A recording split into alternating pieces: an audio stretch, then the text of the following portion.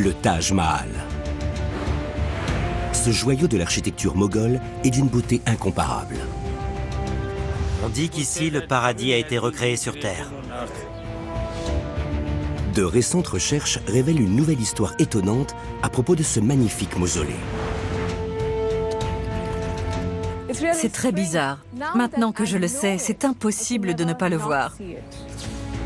Nous allons découvrir un ensemble d'indices laissés par un empereur obnubilé par l'idée d'accroître son pouvoir. Décrypter les symboles du Taj Mahal permettra-t-il de dévoiler la vérité cachée derrière ce joyau architectural? Pour résoudre ces mystères, nous allons plonger dans les entrailles de ce monument. Nous irons voir ce qu'il y a derrière ces murs en marbre et sous ce dôme qui défie les lois de la gravité. Nous allons percer à jour les incroyables secrets de cette emblématique merveille du monde.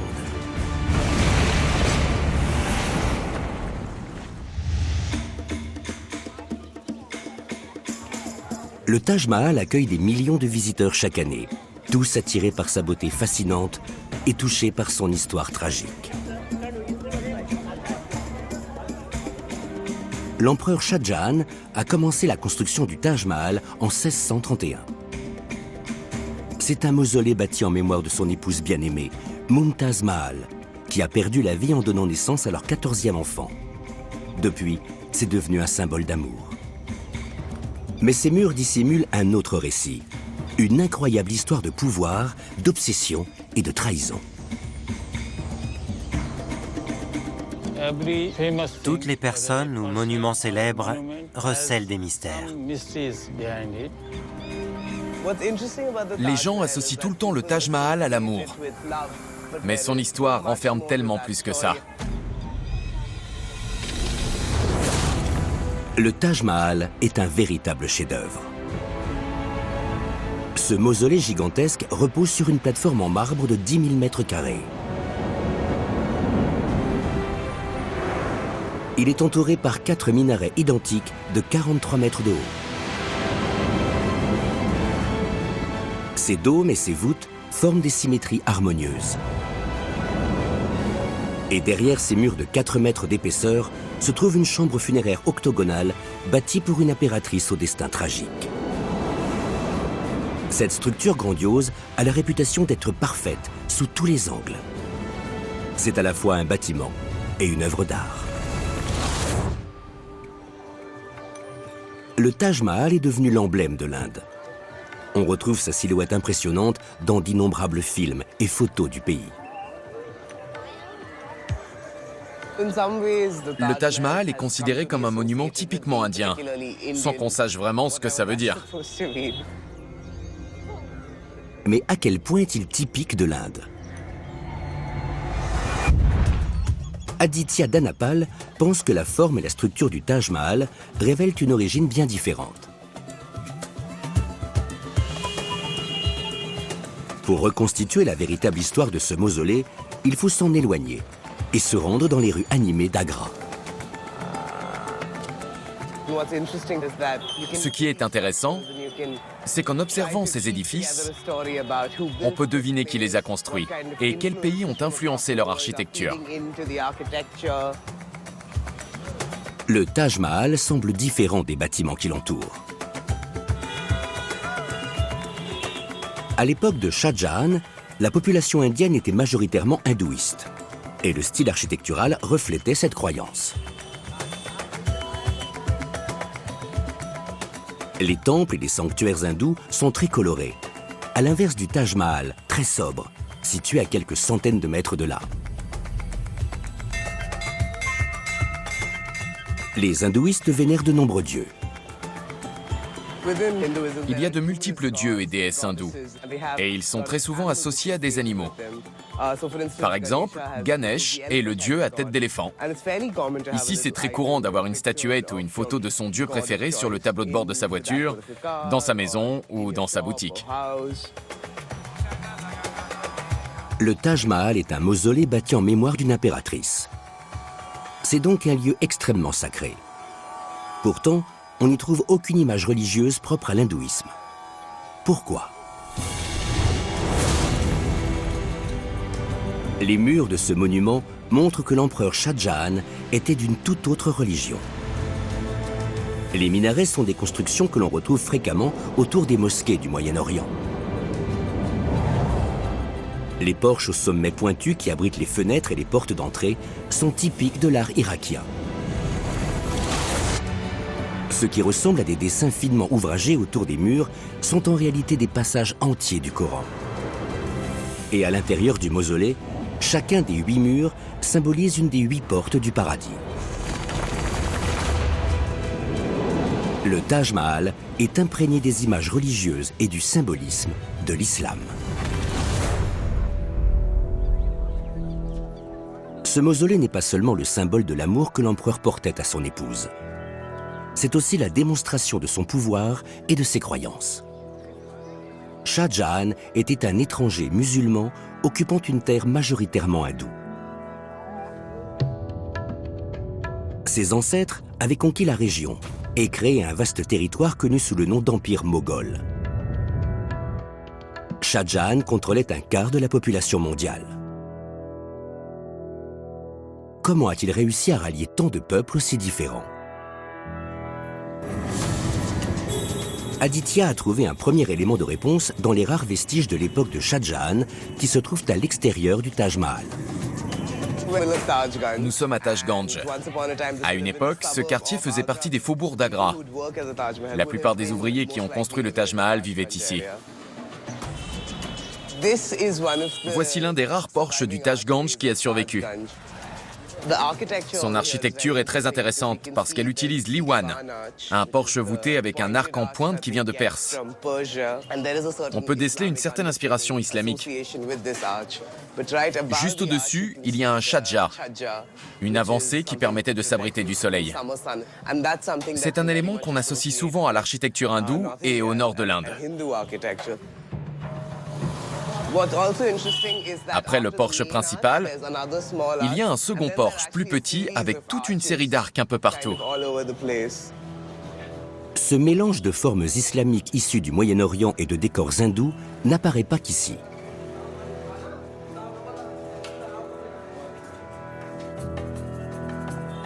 Sur les toits de la ville, Aditya en a trouvé un autre exemple.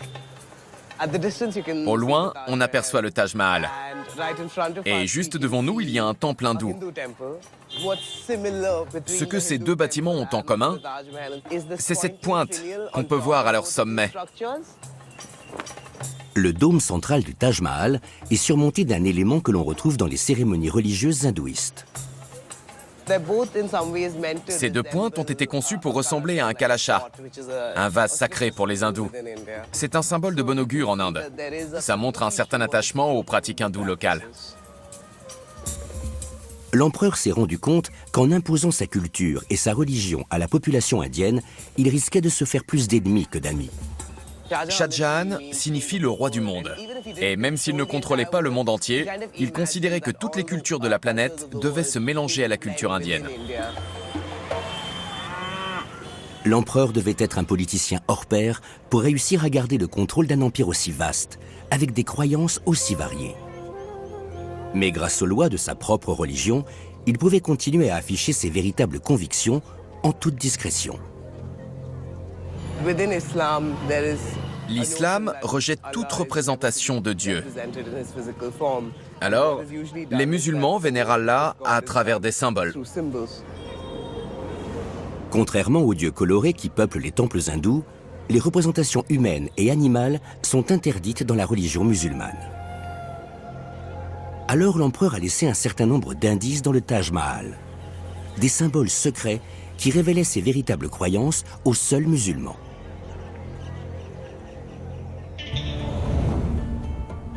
Le sol du mausolée est décoré d'un motif géométrique, répété à l'infini, sous la forme d'une étoile à 8 branches. Ce motif est là pour rappeler la nature infinie d'Allah.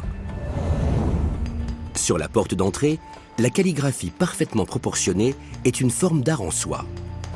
Pour les musulmans, elle symbolise l'amour de Dieu pour la beauté. Quant aux murs, ils sont recouverts de gravures florales qui évoquent l'abondance du paradis.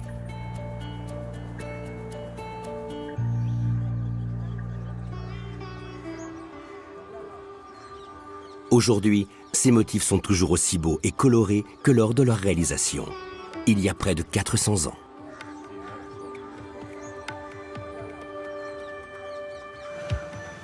En ville, Aditya va essayer d'en savoir plus sur la création de ces œuvres d'art. On est toujours à Tajganj. Ce quartier, c'était l'endroit où les artisans et les commerçants pouvaient vendre leurs produits à l'extérieur des fortifications de la ville. Et ce qui est génial, c'est qu'il y a plein d'ateliers d'artisans qui sont encore en activité aujourd'hui. Certains de ces artisans sont les descendants directs des hommes qui ont créé ces joyaux à l'époque de Shah Jahan. Et les techniques n'ont pas changé. Ils utilisent des pierres semi-précieuses colorées. En ce temps-là, ils faisaient tout à la main. Mais aujourd'hui, ils ont des machines pour polir les pierres. Ensuite, ils les incrustent dans différentes surfaces. Shah Jahan recherchait activement des artisans et il les installait dans ses ateliers. Il leur fournissait les meilleurs matériaux qui soient, en provenance du monde entier. Le lapis lazuli, par exemple, venait d'Afghanistan. C'était une pierre très particulière qui provenait exclusivement de là-bas. La création d'un motif peut prendre des semaines. Ces ornements peuvent paraître simples, mais pour l'empereur, la position de chaque pierre avait un sens caché.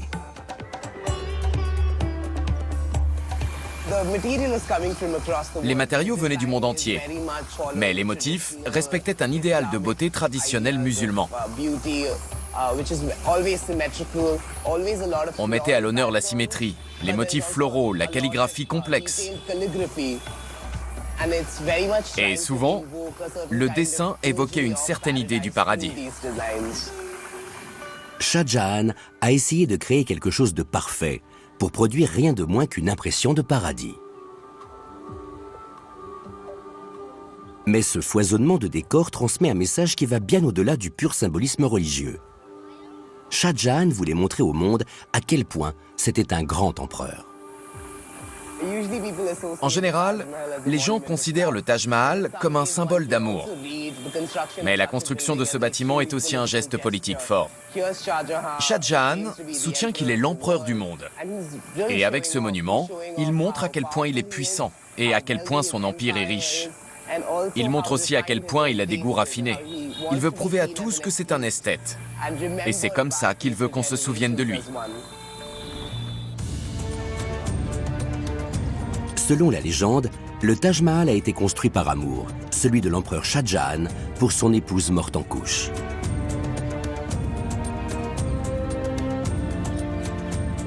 Mais le bâtiment révèle également d'autres motivations. Le choix d'une pierre inhabituelle met en lumière une certaine mégalomanie de la part de l'empereur. Il ne ratait jamais une occasion de faire étalage de son pouvoir. Les précédents empereurs moghols avaient fait construire des mausolées et des forts monumentaux à partir du grès rouge présent sur place. Shah Jahan a rompu avec cette tradition en utilisant du marbre blanc, un matériau rare et très coûteux. Pourquoi avoir choisi cette pierre pour un simple mausolée? C'est ce marbre qui a fait du Taj Mahal l'une des merveilles du monde. Ce gigantesque mausolée contient plusieurs tonnes de marbre blanc.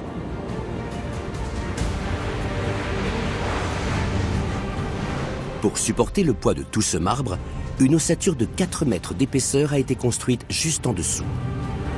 Elle est composée de millions de briques de grès rouge, une pierre locale. Le bâtiment comporte environ 20 fois plus de grès que de marbre. Des chevilles métalliques maintiennent le marbre en place pour que la précieuse façade du Taj Mahal ne glisse pas.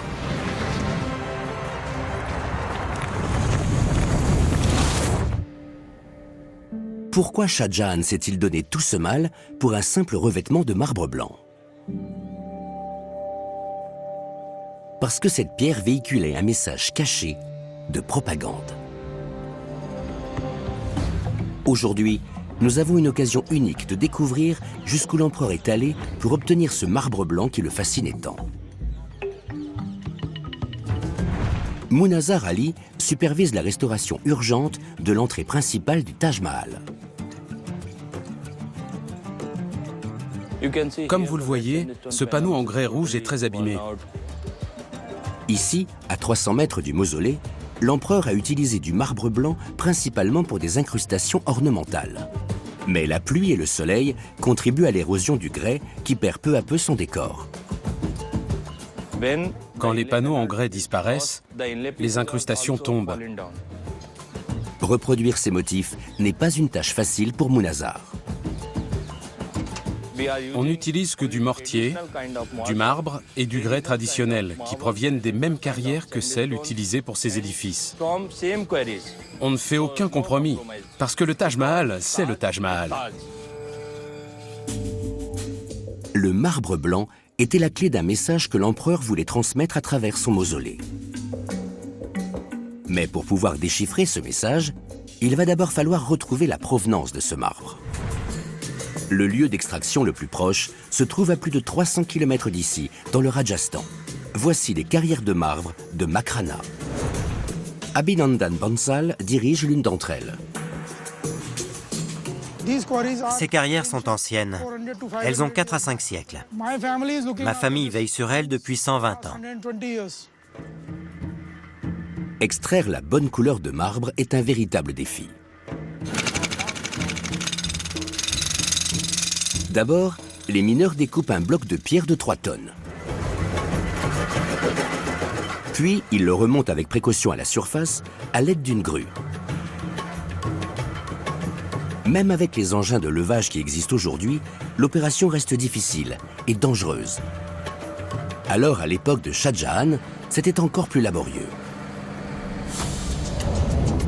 D'abord, les carriers descendaient dans des fosses de 60 mètres de profondeur pour atteindre le filon de marbre. Puis, ils détachaient des blocs de 6 tonnes au burin et au marteau.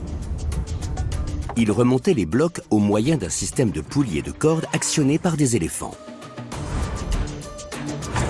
Chaque bloc devait être acheminé sur 300 km jusqu'au Taj Mahal. Une fois sur place, les blocs étaient découpés par des tailleurs de pierre expérimentés pour en faire de parfaits carreaux. Et là encore, les ouvriers se servaient de cordes, de poulies et d'éléphants pour hisser les carreaux et les poser.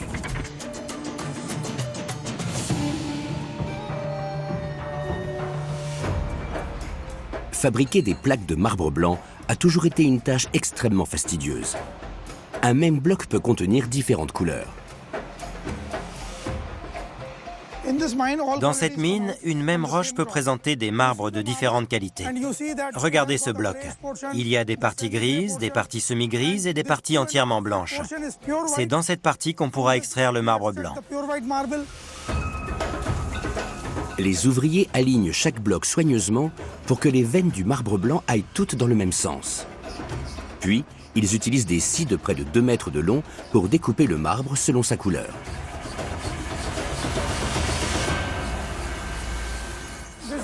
C'est le marbre qui vient de la carrière. On le débite ici. On lui donne la forme souhaitée en le taillant à l'aide de petits diamants. Ces diamants sont fixés sur la scie. Pour découper ce bloc de marbre qui fait près d'1 mètre de hauteur, il faudra environ 1 heure. Le marbre est une roche dure. Alors il faut constamment refroidir la lame avec de l'eau. Ensuite, une deuxième machine découpe les gros morceaux de marbre blanc en plaques plus fines. Après une journée de traitement, le gros bloc de marbre brut a été transformé en des centaines de carreaux de même épaisseur et surtout de même couleur. Mais il ne suffit pas que le marbre soit blanc. Pour qu'il puisse servir à la restauration du Taj Mahal, il doit avoir le même éclat et la même couleur éthérée que le marbre d'origine. Atteindre une telle perfection n'est pas chose facile.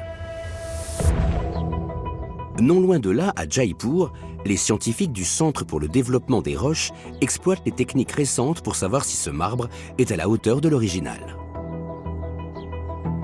Ce test est basé sur la réflexion de la lumière.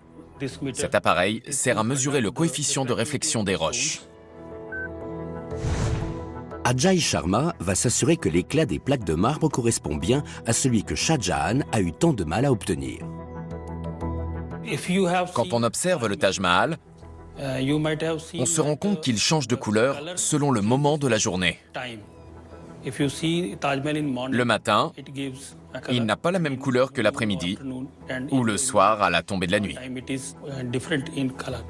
Au fil de la journée, le soleil se déplace dans le ciel, modifiant l'angle avec lequel la lumière frappe le marbre du Taj Mahal. La lumière se réfléchit de façon très différente en raison de la texture unique du marbre. Selon l'angle, la lumière se réfléchit différemment. C'est pour ça qu'on a l'impression que le Taj Mahal change de couleur selon les moments de la journée. Cet appareil envoie de la lumière sur la plaque de marbre, puis mesure sa force de réflexion selon différents angles. Voilà les résultats. Ajay confirme que cette plaque de marbre possède le même éclat que les carreaux utilisés pour décorer le Taj Mahal. Je ne pense pas qu'à l'époque ils aient pu procéder au même test. Mais grâce à leur expérience, ils ont opté pour ce marbre. Et aujourd'hui, on sait qu'ils ont choisi ce qu'il y avait de meilleur. Après une journée de dur labeur, Abhinandan a enfin obtenu des carreaux de marbre similaires à ceux du Taj Mahal. Voilà les plaques de marbre blanc extraites du gros bloc. De tous les marbres utilisés pour restaurer le Taj Mahal, c'est le plus cher. Sa principale propriété, c'est qu'il ne change pas de couleur. Obtenir du marbre parfaitement blanc demande un effort colossal. Alors pourquoi l'empereur l'a-t-il choisi? Parce que le marbre blanc de Makrana ne servait pas à orner n'importe quel bâtiment. Les prêtres hindous, la caste la plus haute en Inde, vivaient souvent dans des maisons de marbre blanc.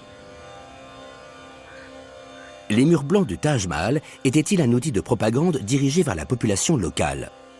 Un moyen pour Shah Jahan d'affirmer son pouvoir quasi divin sur le peuple?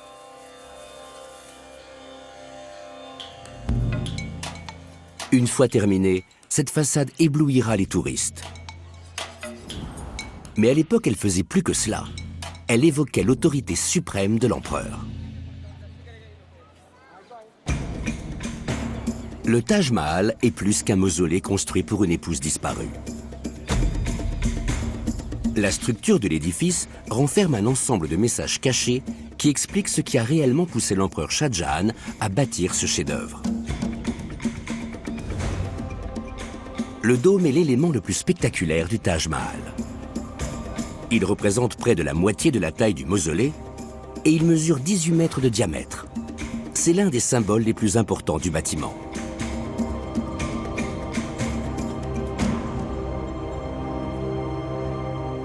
Mais c'est aussi l'un des mystères de construction les plus tenaces.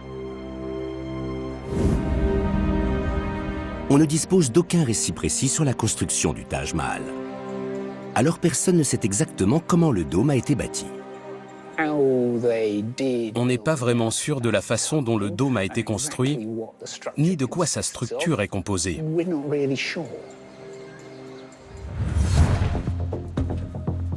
L'ingénieur Steve McKechnie dirige une équipe spécialisée dans la conception de bâtiments originaux et de grande envergure, comme le Sports Hub de Singapour, le plus grand dôme du monde. Cette équipe va mobiliser ses compétences pour étudier un élément architectural vieux de 400 ans. Le dôme central du Taj Mahal. Le problème du dôme est le caractère instable de son plafond. Selon la légende, les ingénieurs de l'empereur craignaient que le dôme ne s'effondre. Alors, ils auraient construit une énorme tour en briques pour qu'il repose dessus. Une fois le dôme terminé et stable, l'empereur aurait fait percer une ouverture dans la tour. Et les riverains, en quête de briques, les auraient tout emportés dans la nuit. C'est une jolie histoire, mais Steve n'est pas convaincu que la théorie de la tour en briques tienne debout. S'ils avaient construit cette tour, il aurait fallu poser énormément de briques pour remplir tout l'espace avant de tout enlever. Pour moi, c'est absurde. Avec mon équipe, on a discuté de la façon dont les ouvriers ont pu bâtir ce dôme. On va tenter de reconstituer un mini Taj Mahal à l'échelle 1/160e. Ils construisent le dôme en empilant des briques les unes sur les autres. Les puristes vous diraient qu'un dôme se construit en assemblant les briques de manière à ce que leur base soit perpendiculaire à la poussée dans l'arc. Donc on les positionnerait comme ça et comme ça. Incliner les briques pour former une courbe est la façon conventionnelle de construire un dôme en briques. Une fois terminé, on obtient une coquille extrêmement solide. Mais en bâtissant le dôme de cette façon, les briques auraient besoin d'un support important pendant la construction, ce qui rend plausible la théorie de la tour en briques. Steve a une autre théorie. Je pense à une construction en encorbellement. L'idée, c'est de poser les briques les unes sur les autres en les faisant dépasser, comme ça, pour créer un espace en dessous. Si on fait ça bien, on peut monter assez haut. Ensuite, on fait une deuxième rangée derrière pour que ce soit bien stable. Cette technique nécessite des murs épais pour empêcher les briques de tomber. Mais l'avantage, c'est que ce dôme n'a pas besoin de support.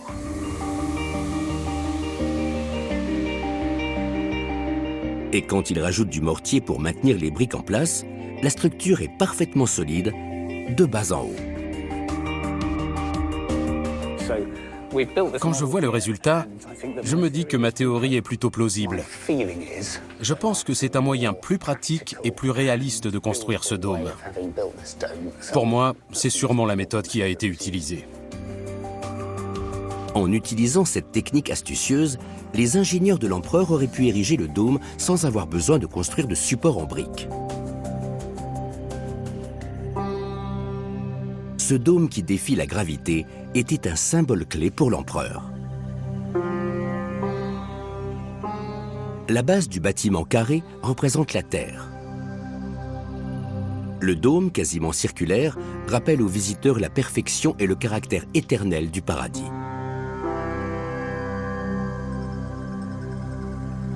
L'édifice représente donc l'univers tout entier, avec le mausolée entre les deux qui joue le rôle de portail vers le paradis. Et comme à son habitude, l'empereur a poussé le symbolisme encore plus loin.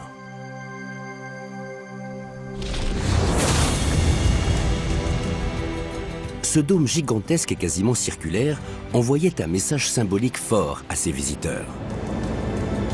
Il leur rappelait la perfection du paradis. Mais à l'intérieur, le plafond était tellement haut qu'il ressemblait à un vaste trou noir, ce qui aurait mis les visiteurs mal à l'aise. Alors les ingénieurs de l'époque ont quelque peu triché. Ils ont construit un faux plafond en marbre 30 mètres sous le vrai. Ce dôme à l'intérieur du dôme rapproche le paradis de la terre et a permis à Shah Jahan de pousser le symbolisme à son paroxysme.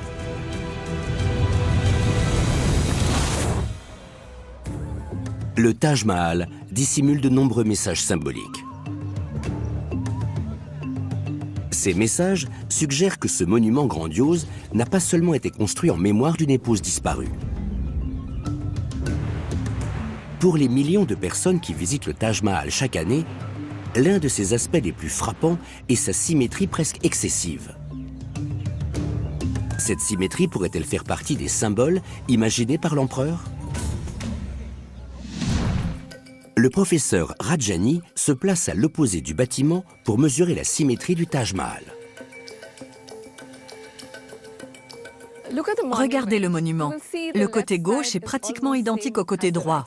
Le décor, la structure, la taille, le nombre de dômes sont exactement les mêmes. C'est très difficile de trouver des différences. La symétrie commence au cœur du Taj Mahal. La chambre funéraire est un octogone entouré de 4 pièces, elles aussi octogonales, ce qui crée 4 plans de symétrie. Aux 4 coins du mausolée se dresse un minaret, tous identiques. Pour maintenir la symétrie, une réplique exacte de la mosquée à l'ouest a été construite à l'est. Le jardin est composé de 16 carrés de pelouse, 4 petits carrés à l'intérieur et 4 carrés plus grands. Et le jardin entier se reflète dans la rivière, ce qui place le bâtiment au centre entre le jardin et son reflet.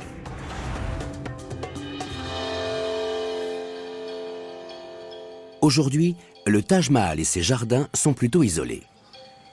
Mais l'archéologue pense que leur disposition correspondait à un modèle autrefois répandu dans l'élite moghole d'Agra. Elle utilise des images satellites pour essayer de repérer des signes caractéristiques de symétrie dans le paysage. J'étudie des images numériques de sites archéologiques prises par des satellites. J'analyse ces images pour comprendre l'agencement du site, les alignements, les orientations, toutes ces informations. Quand le Taj Mahal a été construit au XVIIe siècle, il existait une douzaine d'autres mausolées et jardins en bord de rivière. Ce jardin faisait partie des nombreuses autres propriétés en bord de rivière qui étaient très populaires à l'époque de Shah Jahan. Ces berges sont parsemées de jardins, mais la plupart sont en mauvais état.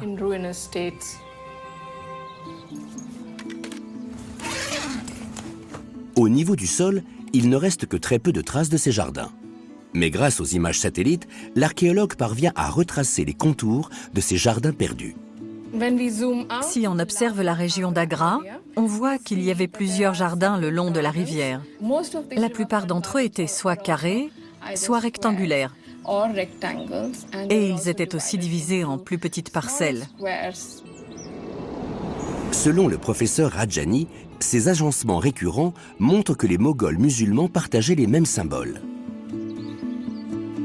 Les jardins de l'époque du Taj Mahal avaient tous des formes symétriques simples, et ils étaient souvent subdivisés en plus petites parties. Les mêmes agencements se répètent encore et encore. Il est clair que la symétrie était une notion extrêmement importante pour les Moghols. Toute cette symétrie est un élément clé du symbolisme voulu par l'empereur.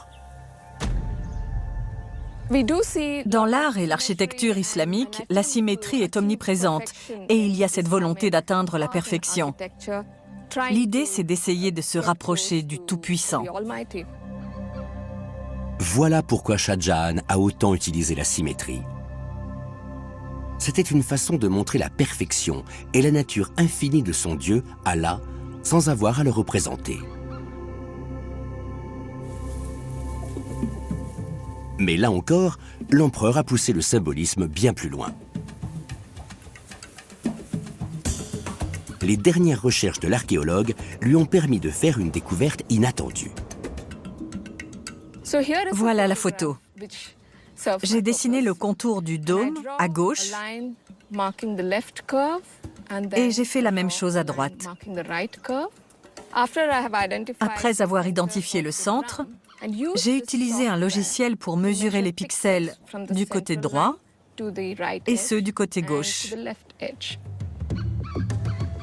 Le logiciel va ainsi révéler une asymétrie presque invisible à l'œil nu.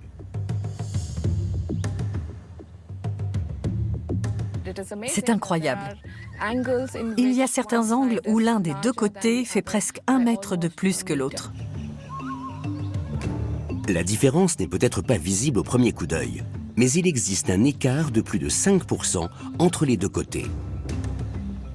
Comment cela a-t-il pu arriver? Le professeur Rajani pense que malgré l'obsession de l'empereur pour la symétrie, les ouvriers ne pouvaient pas toujours répondre à son besoin de perfection. L'unité de mesure utilisée était le Shahjahani gaz. Sa valeur peut être différente selon les monuments, mais pour le Taj Mahal, on a découvert qu'un Shahjahani gaz valait entre 80 et 82 cm. Le Shahjahani gaz représentait 42 doigts, une longueur qui dépendait de la taille du doigt de la personne qui s'occupait des mesures.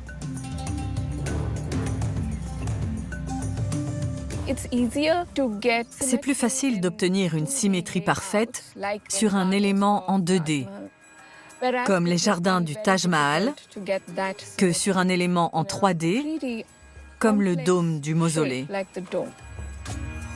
Et la moindre différence de mesure est amplifiée lorsqu'il s'agit d'un édifice aussi complexe que ce dôme gigantesque.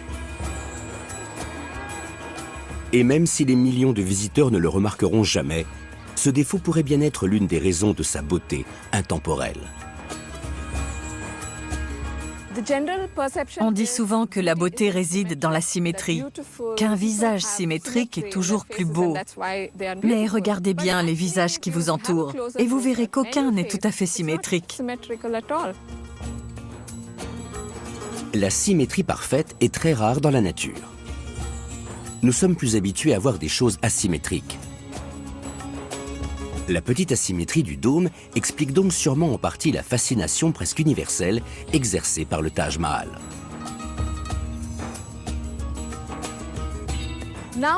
Maintenant que je le sais, c'est impossible de ne pas le voir. J'ai regardé énormément de photos de ce dôme sur Internet. Et je le vois à chaque fois. C'est très bizarre. Quand on ne le sait pas, on ne le voit pas. Mais quand on le sait, c'est juste impossible de l'ignorer.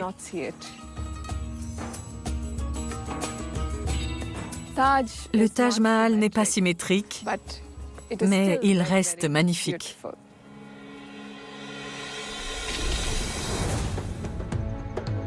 Le Taj Mahal est bien plus qu'un symbole d'amour. L'empereur Shah Jahan voulait que ce bâtiment reflète ses croyances politiques et religieuses. Les plans d'eau devaient transmettre un message religieux bien spécifique.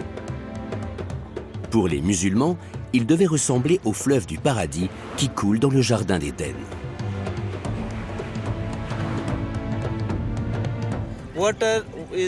L'eau est vitale. C'est pour ça que dans beaucoup de religions, les rivières et les cours d'eau sont très respectés. Mais pour correspondre à cette vision de l'Éden, les ouvriers ont dû placer le mausolée tout près de la principale source d'eau de la ville, la puissante rivière Yamuna. Comment ont-ils empêché la rivière d'engloutir le monument?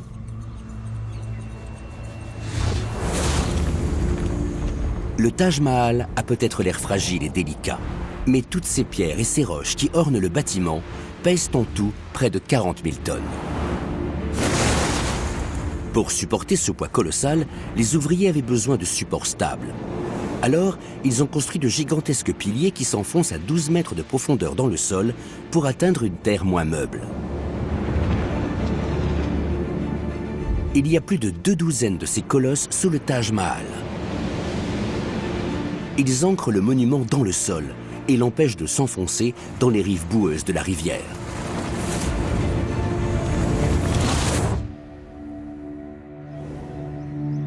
Mais pourquoi avoir consenti à tous ces efforts? En valait-il vraiment la peine?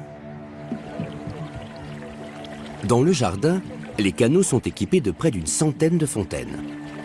Elles donnent l'illusion d'être des sources sacrées d'où jaillit l'eau de la vie.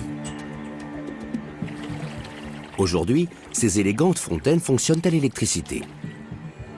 Au XVIIe siècle, les visiteurs étaient époustouflés par le spectacle de tous ces jets d'eau en action. Mais comment les ingénieurs de l'époque les faisaient-ils fonctionner?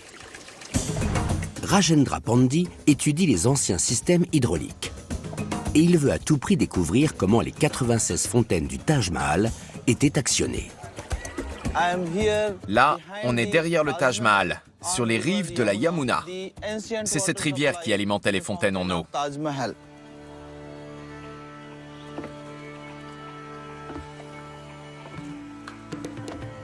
Rajendra Pandey recherche des traces de tuyaux datant du XVIIe siècle, ou tout autre indice expliquant comment les ingénieurs faisaient pour générer une pression d'eau suffisante afin de recréer le jardin d'Éden. En haut sur la rive, il repère des vestiges du système hydraulique d'origine. D'ici, on peut voir une structure ancienne entre les arbres. À mon avis, c'est ça. Rajendra Pandey pense que ce mur du XVIIe siècle pourrait bien être le vestige d'un ancien système hydraulique appelé perse.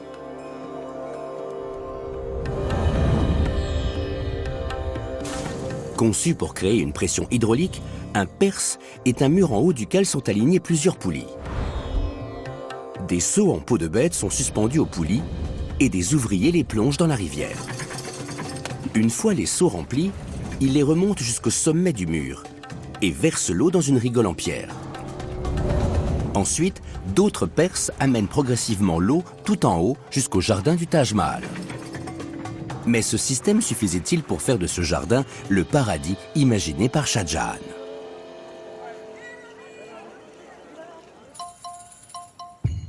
Rajendra Pandey et son assistant vont tester cette théorie.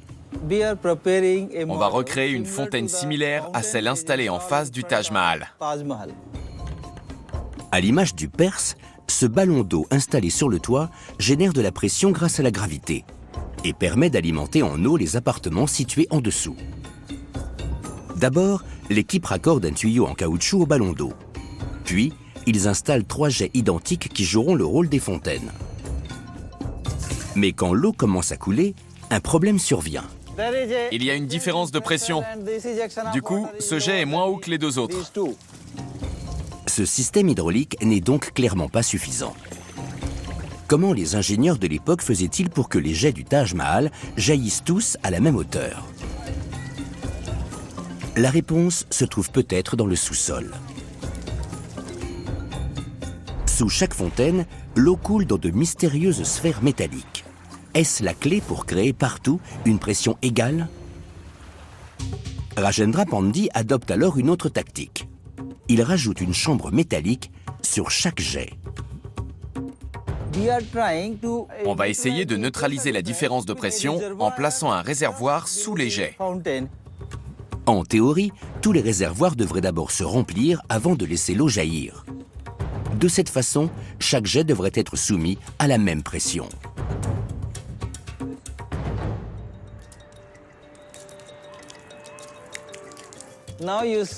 Comme vous le voyez, les jets sont à la même hauteur. Ça marche parfaitement bien. Grâce à ce système ingénieux, les 3 jets d'eau sont identiques et font jaillir à l'unisson la source de la vie. C'est parfait pour le jardin d'Éden imaginé par Shah Jahan.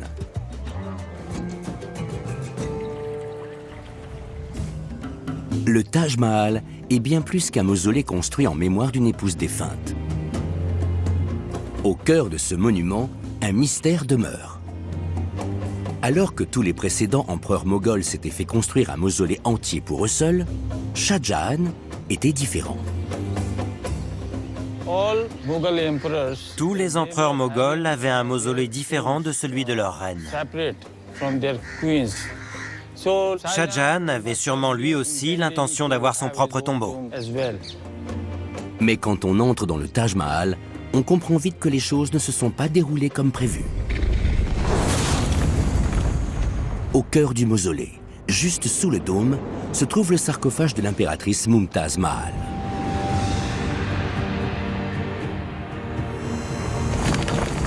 Et juste à côté, placé là un peu maladroitement, repose celui de son époux, Shah Jahan. Les 2 cercueils sont vides. Ce ne sont que des leurs. Leurs dépouilles sont cachées dans une crypte juste en dessous, dans la même position que les sarcophages du dessus. La présence de l'empereur soulève une question. Si le Taj Mahal est censé être le tombeau de l'impératrice, que fait le tout-puissant Shah Jahan à ses côtés?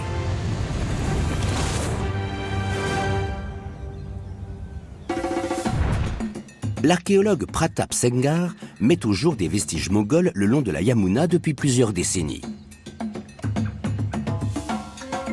Lui aussi rêve de découvrir pourquoi le sarcophage de l'empereur est venu rompre une harmonie si parfaite. Selon une théorie répandue, la dépouille de l'empereur a été placée dans le Taj Mahal contre sa volonté. Le Taj Mahal possède des proportions et une symétrie parfaite. Si on fait abstraction du sarcophage de l'empereur, certains pensent que Shah Jahan n'a jamais eu l'intention de reposer ici. L'empereur a passé les 8 dernières années de sa vie dans le fort d'Agra, où Aurangzeb, son fils avide de pouvoir, l'avait fait prisonnier. Il n'était pas menotté, mais il était assigné à résidence. Il est mort en 1666. Son corps a été transporté du fort d'Agra au Taj Mahal par bateau et il a été inhumé dans le mausolée. Selon cette théorie, Aurangzeb aurait placé la dépouille de son père au Taj Mahal par malveillance, détruisant délibérément la symétrie du monument comme un ultime affront.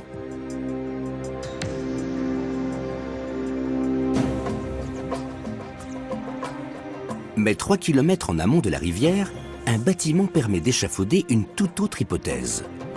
Il s'agit du Petit Taj, achevé 3 ans avant la construction du Taj Mahal. Ce mausolée a été bâti pour un membre de la famille de Mumtaz Mahal. Ce magnifique monument a été laissé pendant des années à l'abandon, jusqu'à ce que l'équipe de Pratap Sengar décide de lui redonner sa splendeur d'antan. On voudrait remettre le jardin en état en respectant les aménagements typiques des jardins moghols. On va remettre le système hydraulique en marche et restaurer les bâtiments et les allées. Ce travail de restauration a permis de découvrir que ce mausolée avait beaucoup influencé Shah Jahan et la construction du Taj Mahal. C'est le premier bâtiment moghol à avoir été construit entièrement en marbre blanc. C'est ce qui a poussé l'empereur Shah Jahan à vouloir bâtir un mausolée encore plus grand et encore plus beau. Les similitudes entre les deux mausolées sont frappantes. À l'instar du Taj Mahal, les 4 côtés de ce bâtiment sont identiques. 4 plans d'eau traversaient un jardin divisé en 4 carrés. Et la ressemblance ne s'arrête pas là. Les murs de ce mausolée sont eux aussi richement décorés et ornés de nombreuses incrustations. L'équipe de Pratap Sengar est en train de restaurer ces panneaux avec le même souci de perfection qu'au Taj Mahal. Au fil des années, le mortier se délite et les panneaux tombent en morceaux. Alors on essaie de récupérer ces morceaux et de les remettre en place. Il y a aussi beaucoup d'éléments décolorés, comme ici. Au fil du temps, le noir s'est effacé. Le cœur de ce monument recèle une dernière similitude. Ici aussi, les sarcophages sont disposés de manière inhabituelle. Le sarcophage principal se trouve pile au centre de la chambre funéraire, au cœur du mausolée. Mais à ses côtés se trouve un autre sarcophage. Le sarcophage de l'homme est au centre, comme le veut la tradition, et celui de son épouse est juste à côté.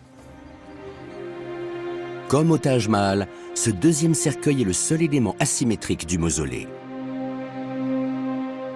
Alors c'est peut-être ici que Shah Jahan a eu l'idée de reposer aux côtés de son épouse bien-aimée à l'intérieur du Taj Mahal. On ne peut en être sûr, mais après tous les efforts déployés pour créer ce magnifique mausolée et y intégrer tous les symboles de son pouvoir, peut-être n'a-t-il pas pu résister à l'idée d'avoir lui aussi sa sépulture.